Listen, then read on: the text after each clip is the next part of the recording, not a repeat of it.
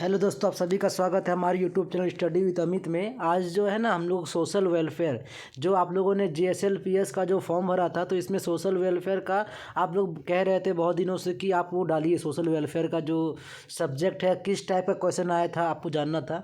तो आज हमने जो है इस वीडियो में बनाया हूँ कि किस तरह का प्रश्न पूछे गए थे पिछली बार हमारा जो JSLPS में, इस बार किस तरह के प्रश्न आएंगे। तो पैटर्न सेम ही रहेगा, बस लेवल आप देख लीजिए किस लेवल का प्रश्न पूछा गया था। तो बढ़ते हैं आगे। तो देख रहे होंगे आप, ये JSLPS का प्रश्न पूछे गए थे। तो ये देख रहे होंगे 2000 आपका जो दिख रहा है, ये लेबर एंड सोशल वेलफेयर, ये दिख रहा होगा श्रम एवं समाज कल्याण। तो ये आपके मैक्सिमम 300 मार्क्स के होंगे, ठीक है। 3 घंटे के एग्ज़ाम था ये, पिछली बार का है ये, 2015 का है ये। तो इसमें देख रहे होंगे कि आपके आंसर जो है 6 क्वेश्चन दिए हुए हैं, सिलेक्टिव 3 आपको बनाना है 6 में से, ठीक है। सभी प्रश्नों के अंक समान हैं। प्रत्येक खंड से 3 प्रश्न को चुनते हुए कुल 6 प्रश्नों के उत्तर दें, ठीक है। परीक्षार्थी यथासंभव अपने शब्दों में ही उत्तर दे। सभी प्रश्न अंग्रेजी और हिंदी दोनों भाषाओं में छपे हैं। यदि हिंदी भाषा में कोई संदेह है तो अंग्रेजी भाषा में प्रमाणित माना जाएगा।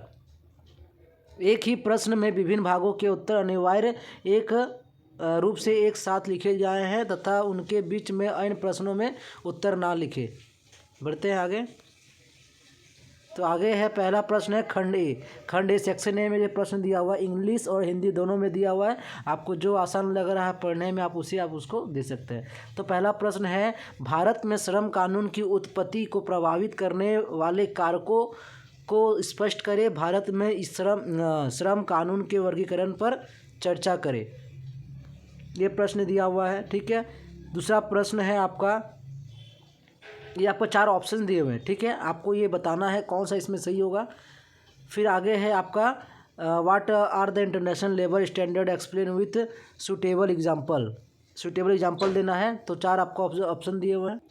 देखिए, सॉरी एक मिस्टेक हो गया इसमें। क्या है कि आपका जो प्रश्न है ना, वो आपको लिखना पड़ेगा। आपको इसमें प्रश्न तो लिखने के लिए देखिए क्या दिया हुआ है, ये सेकंड नंबर छूट गया था। इसमें कह रहा है आपको इंग्लिश में दिया हुआ है, explain the provisions relating to labour in the Indian constitution.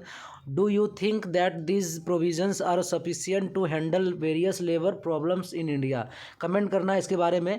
तो आप इधर देखिएगा, हिंदी में इसमें दिया हुआ है कि भारत संविधान में श्रम से संबंधित प्रावधानों की व्याख्या करें। क्या आपको लगता है कि ये प्रावधान भारत में विभिन्न श्रम समस्याओं को संभालने के लिए पर्याप्त है। टिप्पणी करें।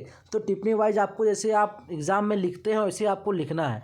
इसके बाद आपको इन 2 क्वेश्चन दिया हुआ है, इन 2 में जो आपको लग रहा है कि आपको आता है, दोनों में आपको कम से कम 1 लिखना है, ठीक है। इसमें दिया ILO के 4 स्तंभ नीति ढांचे पर चर्चा करें। क्या आपको लगता है कि नीति ढांचा कोविड-19 के संकट के सामाजिक आर्थिक प्रभाव से निपटने के लिए प्रभावी है। थर्ड नंबर आपको जो मैं बताया, थर्ड नंबर क्वेश्चन हिंदी में दिया हुआ है, 2 प्रश्न दिए हुए हैं। अंतर्राष्ट्रीय श्रम मानक क्या है, उपयुक्त उदाहरण के साथ समझाइए। एक क्वेश्चन और दिया हुआ है इसी का। जैसे मान लेते हैं 3 में आपका 3 नंबर क्वेश्चन में 2 प्रश्न दिए हुए हैं, उसमें से किन्हीं एक को आपको आंसर देना है। तो इसमें दिख रहा होगा आपका कि बाल श्रम अधिनियम 1986 के मुख्य प्रावधान की गंभीर रूप से जांच करें। 2016 में इन कानून में हुए संशोधन के महत्वपूर्ण जोड़ क्या है। नंबर 4 क्वेश्चन है आपका, 2017 में हालिया संशोधन के आलोक में मातृत्व लाभ अधिनियम 1961 की व्याख्या करें। नंबर 5 क्वेश्चन है आपका कि दुकानों और स्थापना अधिनियम 1953 के तहत स्थापना निरीक्षण और दंड संबंधित प्रावधान क्या है, वर्णन करें। 5 नंबर का दूसरा क्वेश्चन है, मजदूरी को परिभाषित करें। मजदूरी भुगतान अधिनियम 1936 के प्रावधान के तहत मजदूरी से अधिकृत कटौती पर चर्चा करें। नंबर 6 आते हैं, 6 प्रश्न क्या कह रहा है। 6 नंबर कह रहा है कि आपको संक्षिप्त टिप्पणी लिखना है इन 3 प्रश्न का, किसी एक का लिखना है, ठीक है। तो देख रहे हैं कि क में दिया हुआ है श्रम विधानों की समकालीन चुनौतियां। दूसरा है बिहार सरकार के श्रम संसाधन विभाग की संरचना। तीसरा है राष्ट्र बाल श्रम परियोजना योजना, ठीक है। नंबर 8 कह रहा है आपका कि सामाजिक सुरक्षा के प्रमुख तत्वों को स्पष्ट करें। कर्मचारी की बीमा योजना की प्रभावशीलता पर टिप्पणी करें। नंबर 9 दिया हुआ है आपका, ट्रेड यूनियन यूनियनों की अवधारणा और सामान्य विशेषताएं बताएं। ख में है सुलह क्या है, सुलह के विभिन्न तरीकों पर चर्चा करें। आगे बढ़ते हैं। 10 नंबर क्या दिया हुआ है, जीविका बिहार में एक महत्वपूर्ण गरीबी उन्मूलन पहल है। इस टिप्पणी पर जीविका के तहत सामाजिक विकास की पहलों पर चर्चा करें। नंबर ख दिया, भारत में वेश्यावृत्ति के लिए करने कारकों की जांच करें। क्या भारत वेश्यावृत्ति को वैध माना जाता है। नंबर 11 है आपका कि दो आपको संक्षिप्त टिप्पणियाँ लिखना है, इन 3 में किन्हीं 2 को लिखना है।